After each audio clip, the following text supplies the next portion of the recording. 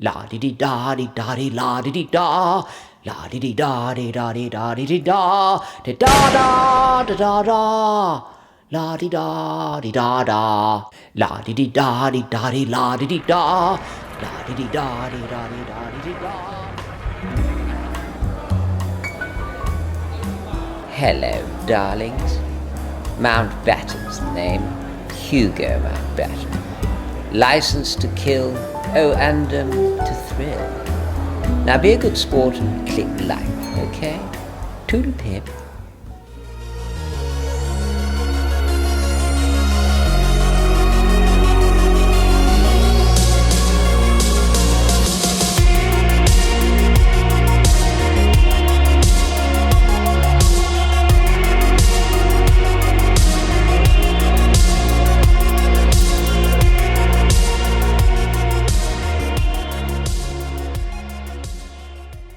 Okay, hi guys, and welcome to the show. And today I'm joined by a very special guest. It's Phil. How are you, sir? Sir, thanks for having me. I got to get this right because my Italian side wants to say nobile, my English wants to say nobile. Which?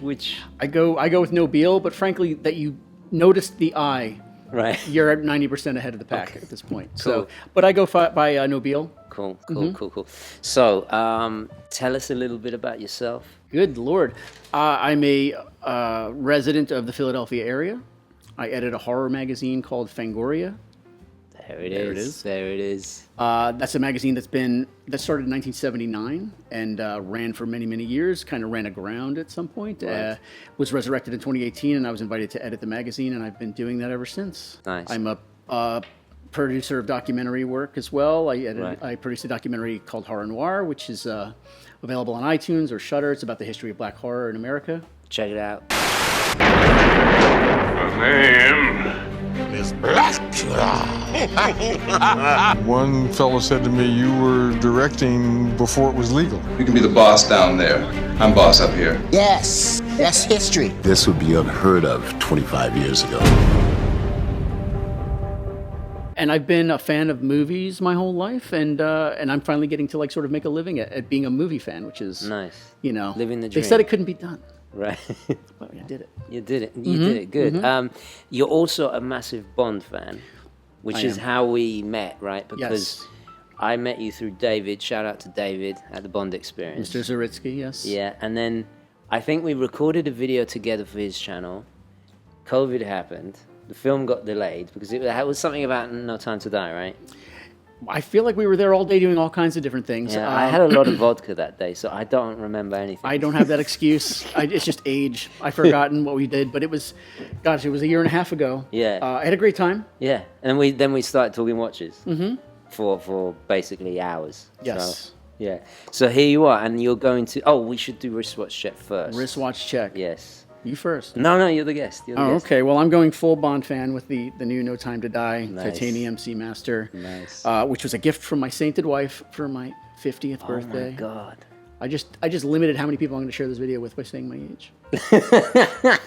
But yes, we were supposed to go to the Bahamas for my birthday. COVID happened. Are we going to keep saying that in this? Yeah. COVID happened. Yeah. And then and so I got this watch instead, Nice. which was lovely. Went a little bit against my policy though. I do not tend to buy watches from films that I haven't seen yet. Right. Because what if the movie's a piece? Yeah, that's true. Which actually it segues nicely into the first two watches because Sure. we're going to look at 5 watches from your collection. Yes. And the first 2 were worn. I just realized this actually looking at them. They were worn by Bond in the debut of 2 Bonds. That's correct. One of Dalton and one of Roger Moore. Mm-hmm.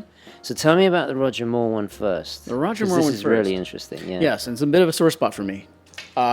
Because a friend of mine, Noah Segan, who's an actor who was in Knives Out and a lot of other films, he and I are watch buddies. Right. And he sent me an Instagram post about he goes, hey, when did Roger Moore wear a Tissot? And it was all in French, but the guy just sort of low-key mentioned this Tissot that Roger Moore wore. And so I started poking around on thunderballs.org, which is a great archive of photographs. And if you look and you sort of do some detective work, you'll see that in all of the New Orleans shot scenes from Live and Let Die, Right. Roger Moore is not wearing the Rolex that he was given at the beginning of the film. Right. He's wearing this Tissot Seastar. Right. Which is just, at the time when I found it, was sitting on eBay for like $200. Further investigations have found that the bracelet that he wears is probably more rare than the watch. I've never found the bracelet. Right. I found the watch a few times now. I remember this because I always... Well, first of all, we should say that the film is synonymous with the Rolex 5513, with the buzzing saw thing and all of that stuff. But do you know why... Because I saw these pictures too, of why did he wear that? It seems like mostly behind the scenes, or is it in a few of the scenes of the movie? No, it's in every exterior scene that was shot in New Orleans. So the boat chase, the airport skirmish, Right. When he's outside the Filet of Soul on that street, Right. Chambers, every location shot in that film, you can stop those Blu-rays, you'll find he's wearing this watch. So now if you look at the book that he published around that same time, which is sort of production diary, they shot New Orleans first. Right. Those were all his first scenes. Right. I can only guess that the watch wasn't ready yet. The Rolex was not there. The prop person, maybe they picked up a local prop person. Interesting. But it is Moore's personal watch because when they announced his casting in the role, he's got the longer hair and the cigar, he's wearing that Tissot. Ah, okay. Well, that mystery solved. Mystery solved. I did a long Twitter thread about it in late 2018. And then about a year later, all these watch blogs started writing about this watch. And now it's a little more expensive if you're looking for it. But it's a beautiful watch. It's got a weird sort of iridescent kind of like dial. And it's strange how the bezel is recessed. The bezel is recessed, so you can only access it at 12 and 6 really because it's flush with the case on the sides. But it's a weird little watch, and I was really taken with it, and I stuck it on a Connery strap just for fun. Of course, you have to do that. But I'm still looking for that bracelet. Still looking for the bracelet. If you see the bracelet on eBay, please contact. Hit me up. Yeah. I've got some notes here because I then started looking into the Tissot Seastar, which they've brought back to great success. And Tissot, not that you're listening, but please update your website because I want to know when was the original Tissot Seastar. I couldn't find this information online. Guys, if you know, in the comments, please. So I'm guessing from late 60s to early 70s, which kind of makes sense because when was Live and Let Die? 73. 73, right. A really cool watch. It's so distinctive. I did find some Seastars from the late 60s, but they weren't divers. They were something else. Then there was confusion with the Viso date line, and it's a big mess. So anyone knows, I'd love to find out. And then you've got probably one of my favorite after the well, actually, that's absolute rubbish. It's not one of my favorites. I'm lying. Because there's the Omega Seamaster, and then there's the Rolex Submariner. But I think third is this TAG. Well, the point you're hitting on is that everyone knows certain Bond watches. Yeah. But then if you dig a little deeper, you find about this Tissot and you find about this TAG. Right, and that's really more than the actual physical watch, like the idea of archaeology, of hunting it down and rooting something out. That's exciting to me. It's funny, they're around about the same size as well. That's very cool. Yeah, they're both from an era before these things got massive. Yeah. It's interesting though. I was reading about the TAG Heuer 1000. I forget the reference, but the one that came before this was actually bigger. Oh. So it decreased in size, which is quite rare. I think it was 42 because this is what, 36? I would guess. Oh, it might be. Yeah. Yeah, that sounds right. So tell me about this particular watch. How did you come by this watch? Again, just the idea of like a less common and a less well-known Bond watch, that sort of tickles me. When it's got a sort of a sideways provenance to it that I know about, but not necessarily walking down the street wearing the thing with the 007 logo on it. Right. Well, like you want it. some days are better than others. But the idea of it having that connection, but being on the stealthy end of it was kind of cool. And I didn't have a... Do you mind if I... Oh, please. I didn't have a PVD watch in my collection. When I found it, it was pretty reasonable. Weirdly, a lot of the ones you see listed, if you don't really, really look, it's actually like a smaller one. And it's like a lady's. Right. But this is the correct size. And, nice. This is something that got discovered in the digital age because even at VHS levels, you can't tell. see this watch. Right. You need... I mean, the DVD was one thing, but once we got into Blu-rays, about 2008, 2009, suddenly people were able to like freeze the 3 frames that this is visible in. and reverse engineer it. Living Daylights was 87, I've got written down here. This was around the time, because I think it's 85, that Heuer became TAG Heuer. Right. And do you know if his was the, what year was it? It was 87. Could have been It could have been, right? Yeah. We have to wait for 4K or 8K maybe. yeah. And then zoom in on those frames and see if it's just Heuer or TAG Heuer. Yeah. But I've heard arguments that it could be either one. If he's filming it in 86, both watches existed at that point. And so they're not sure. And I love the all-lume dial. As a 70s kid, super into glow-in-the-dark things. Yeah. Yeah. So the idea that that's got a full lume dial is very exciting for me. It was one of my first quartz watches, I think, once I went down this rabbit hole. Right. But that's what was happening back then. Yeah. Quartz was the thing. The quartz was the thing. And I think it makes sense for Bond because it's like, the tactical look. Although you've got the most loomed up dial on Earth, and then it's all like stealthy, the rest of it. It's a bit kind of, I don't know, the juxtaposition here. It's interesting. And what is that? Would you call that a Jubilee bracelet? I would. Yeah. The obvious thing is it's inspired by the Submariner. Even Heuer, they said that. They wanted to make something that was kind of solid. What was the term they described? Just a dependable Submariner style. They even said Rolex Submariner when they were talking about it. There's a great article on Caliber 11. I've got to shout out to them because they go on a deep dive about this watch. Down to that Mercedes dial. Is that what you call that? I'm sorry. The Mercedes handset. Yes, not dial. Yeah. Absolutely. I know, it's crazy, isn't it? Mm-hmm. But this is also, the TAG Heuer 1000 was also the ancestor of the modern TAG, like, what are they called? Aquastar, Aquaracer? Aquaracer, that's it. Yeah. Thank you. You see? Yeah, nice. There's a lot of names to keep track of. Exactly. Very cool. I've just realized every single watch, with the exception of the Seamaster, is movie related. I'm a movie fan to my bones. First. Yes. And when I find those connections, that does impact whether or not I want that watch. I can't help it. I just realized I haven't done wristwatch check. Oh, you didn't do your own wristwatch No, check? I did. That's your Mission Impossible Exactly. Cassia, which you did a video about, and I ran out and bought that watch. Nice. So thank you for that. Cool. But you've switched out the bracelet, the strap there. This is I bought this for Submariner actually, but it works so well with Very this. nice. It's much more comfortable. It kind of matches, I think, you know. So I get exactly what you mean about when you. Look, I'm not going to pretend to be in Mission Impossible. Well, maybe a little bit, but it's. I saw you running around here about a half hour ago, trying to get everything set up. It was a kind of a Tom Cruise energy. Yeah.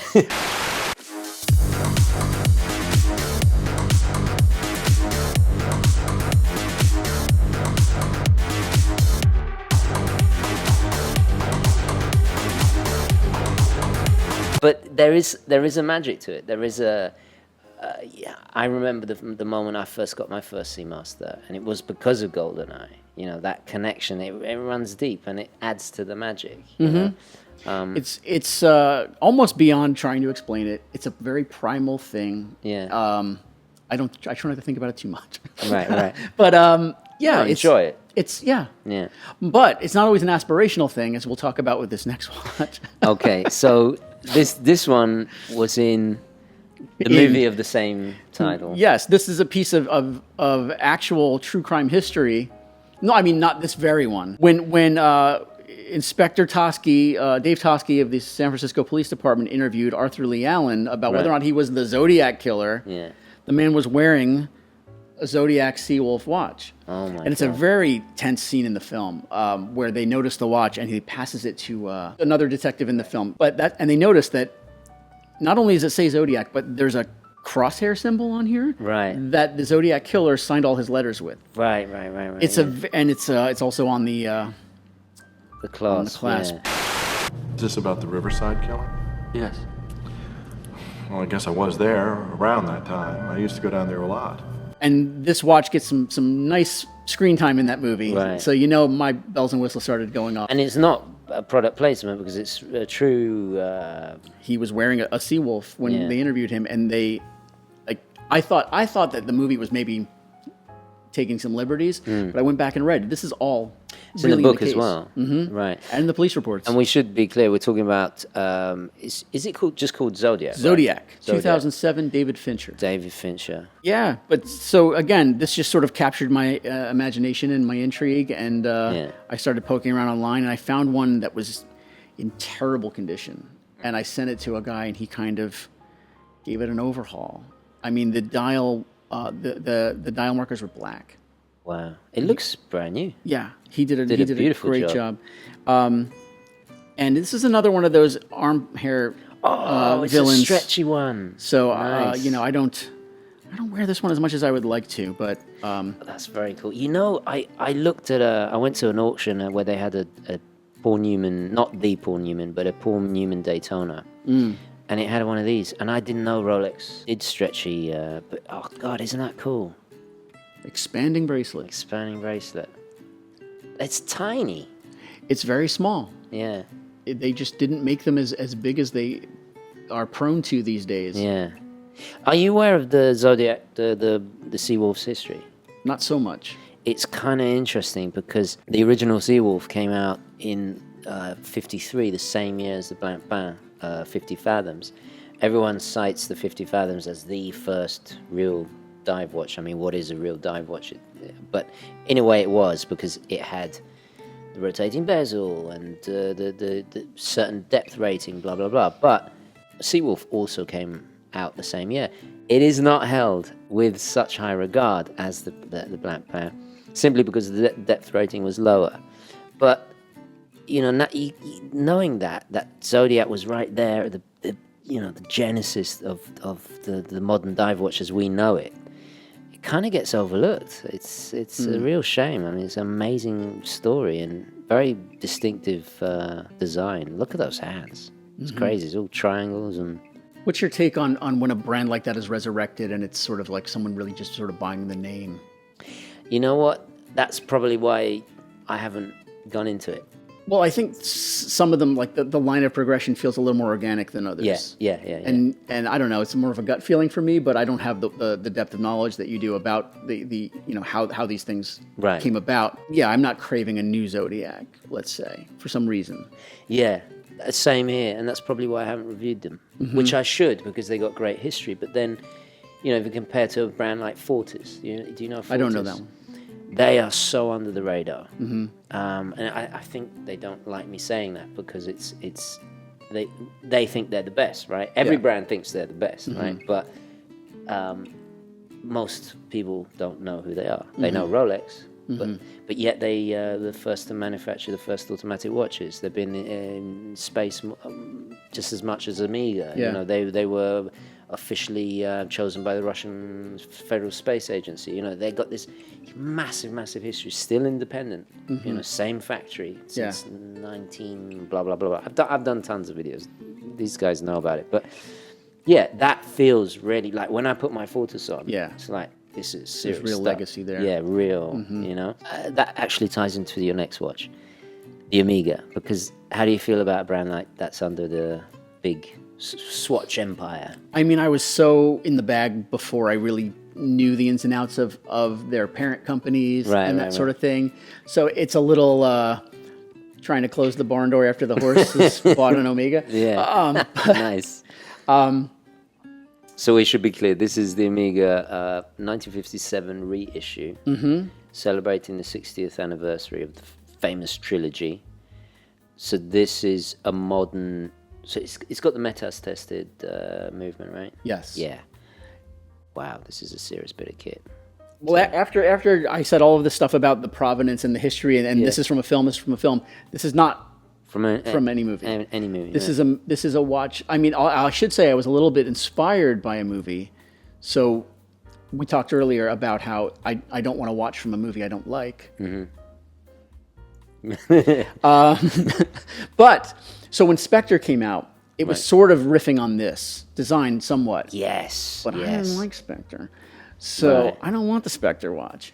I don't want to look at my wrist and think of Spectre every day.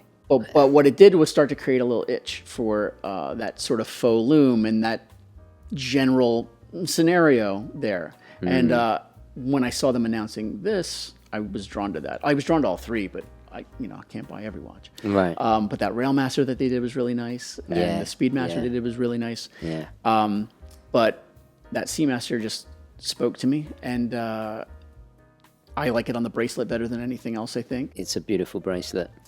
Size-wise, I know we're talking a matter of millimeters here, but that just feels the best on my wrist out of maybe all my watches. What is the diameter? That's a 39. Oh, it's a perfect size for I think 39 is probably my favorite size too.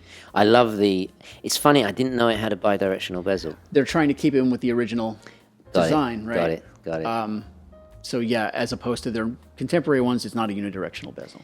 The clarity and the way that the two lines of symmetry on the dial with the placement and the numerals, it's just like, it's so balanced. Yeah, it's gorgeous. It's funny, that bezel is tiny. It's the smallest bezel I've ever seen. It's like, it is. The insert's very thin, which is not how the contemporary Seamasters are laid out. The one that is coming out this year made me twitch a little bit. Right. Because it's got a little bit of that thicker bezel. It's got that lollipop second hand, which I know you don't like. Yeah. But I'm fine. Yeah. This is the one. And this is limited edition, right? It's I forget the number, but 3,557. There you go. So this is number 0131. Wow, nice. Yeah, I can tell you wear it a lot, and it looks better when it's like worn in. Yep, I didn't want it to be precious. I didn't want it to sit in a case. I wanted to feel lived in. I should also say another birthday present for my wife. Oh my God! Yes, she really. She loves me. You did well. Huh? I did. She's going to be 20 years next year. Wow. I think I'll keep her. Oh gosh, she's gonna watch this and kill me. But again, so it's sort of a sideways thing. Like I was probably in the store looking at the Spectre watch or something, or thinking about it. So you know what? It is inspired, but it is a movie watch. It's just because, like you said, that watch Inspector it was a commercial cash-in. Let's make a version of that. Like.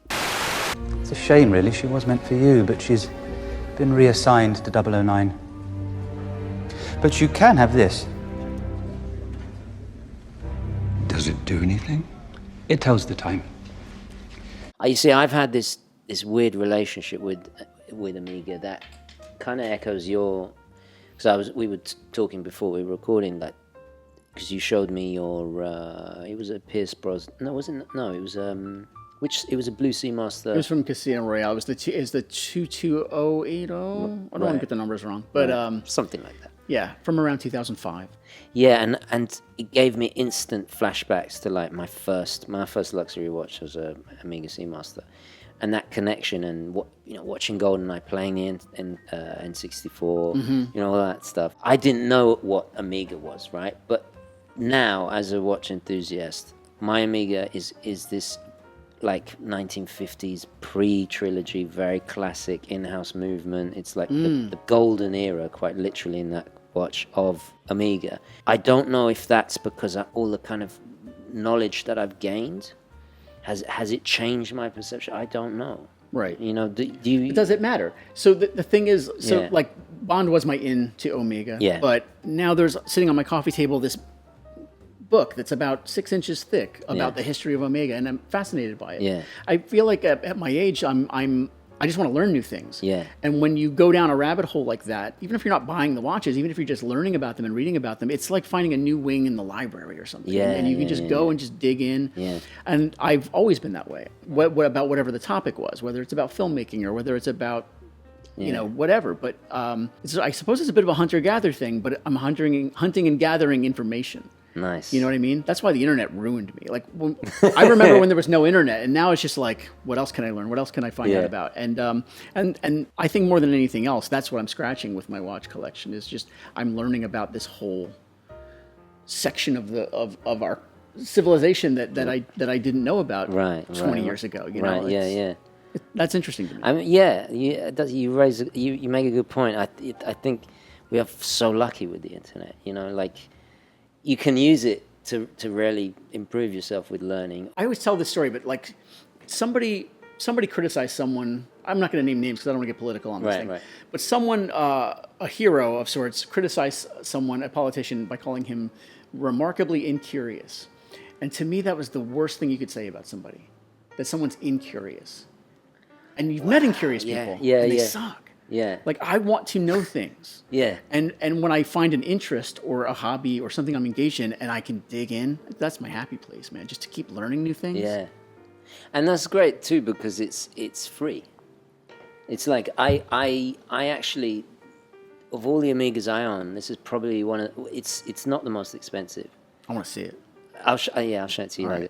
It's but I feel a connection. I feel this weird connection to it. It has the same movement as this, the original. Oh, it's right. the 500 caliber, this automatic, amazing. And you look at it, it's beautiful. Got the swan neck regulator.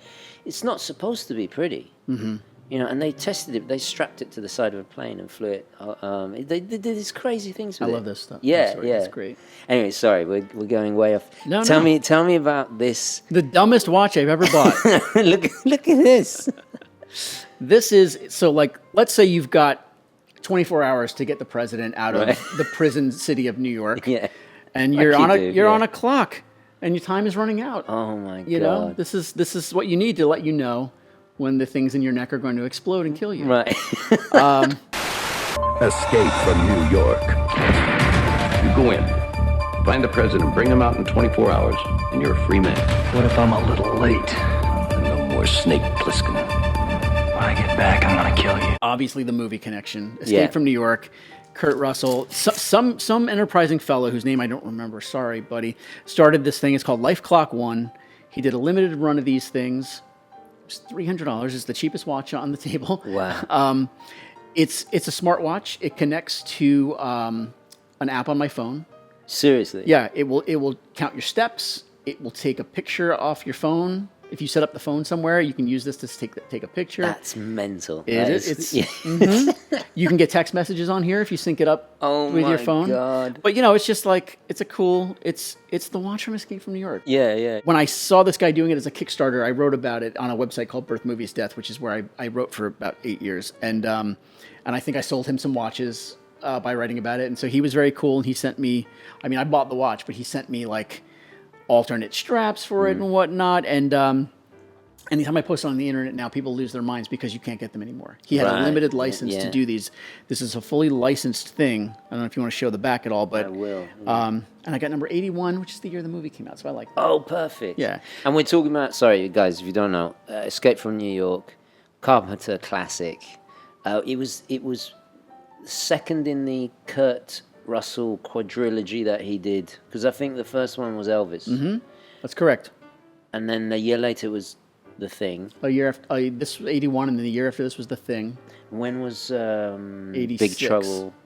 Yeah, right. Yep. 86, right? Yeah, and and then they did Escape from LA, but we didn't talk about that. Yeah, I you see, I think I deliberately, my mind subconsciously You just deleted. wiped it.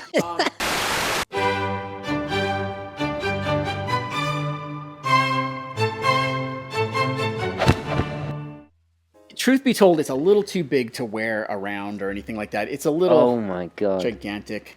Do you actually ever wear it? No. No. It's taken up a lot of space on my tiny arm. But, it's a movie prop more than anything. It's a replica prop, right? Yeah. And so, certainly as a Bond fan, I'm no stranger to that. Right. It's so cool. I love it. I love the way the numerals light up. Yeah, I don't know how much time you have to get into all this, but you can also change how it displays via the app on your phone. Oh my God. It can do different kinds of things. There's like a Predator sort of looking one, and and he did a whole expanded universe thing where he did the Gullfire version, which is all black, which is fun, and he did a chrome one. But That's hilariously, so cool. I don't know if you poke around, the site is still there, but like they're trying to sell it as a fashion watch. So you got like these wispy blonde models wearing this thing on taking up their whole forearm. But as a dyed-in-the-wool Escape from New York fan, I simply had to have this. I got to ask you, is that your favorite Carpenter film? I think favorite is a fluid thing. I'm genre fluid. I have a different favorite from time to time. Sometimes I'm really into Halloween. Sometimes I really, really love The Thing. Yeah. I have a very specific memory of seeing this in the drive-in in 1981, though, so that's a little bit special for me. Nice. Yeah. I have to say my favorite is In the Mouth of Madness because it's just so underrated. I think I love that. For me. Yeah, I think it was really kind of not well received when it came out. Yeah. And in the, I think maybe the last 5 years I've been paying attention in the horror sphere. People really, really go to bat for it these days. It's getting a reconsideration, I think, in a big way. I know this book will drive people crazy. Let's hope so. The movie comes out next month.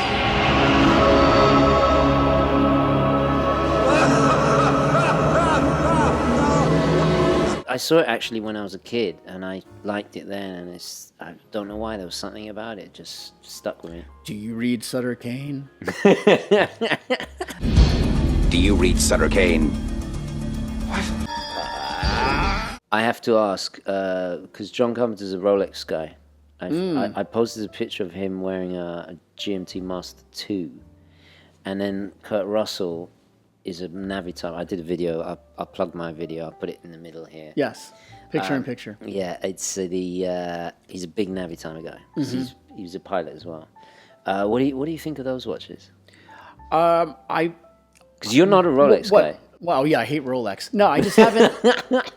I haven't found my Rolex yet. How's that sound? I'll know when I see it, right? And I will not hesitate. Okay. But I'm not there yet, and I don't want a new one out of the mall. Oh, right, no. I want an older one. I have dragged my wife to so many, like jewelry stores and watch stores. The one in Princeton, like looking at. How's the fade on that bezel? How's the dial looking? And we just haven't found the right one. But sadly, the more I drag my feet, those things are just going up and up. Maybe the Ian Fleming Explorer. No, was it the 1061? 1016, yeah. 1016. Yeah. Really understated. Kind of similar dial to Seamaster. Yeah, I mean, in my head, it was always going to be a birth year 5513. Right. I've seen a couple. God, they're so expensive. Yeah. They are expensive, and then the idea of like caring for it. Like this Zodiac keeps breaking, but it was $500. And what do you? Yeah. Final question: if you had to pick one, you could only pick one. How could you do that to me? Which would you walk away with? You're in a fire. You can only grab one. Of these 5? Yeah. Sadly, it would be this one. And I say Why sadly because it's not the rarest of these. Like Right. I think some of these are more rare, and these are cheaper, but harder to come by sometimes. But this because it was a special day with my wife and I. And there's a memory attached to this that's not attached to these. Right. If I could grab 2, I'd probably grab this one. Nice. Because that one I just almost never see anywhere. Yeah. You see like a stainless steel version with the lume dial, but I had the Wolf of Wall Street gold plated one. Oh.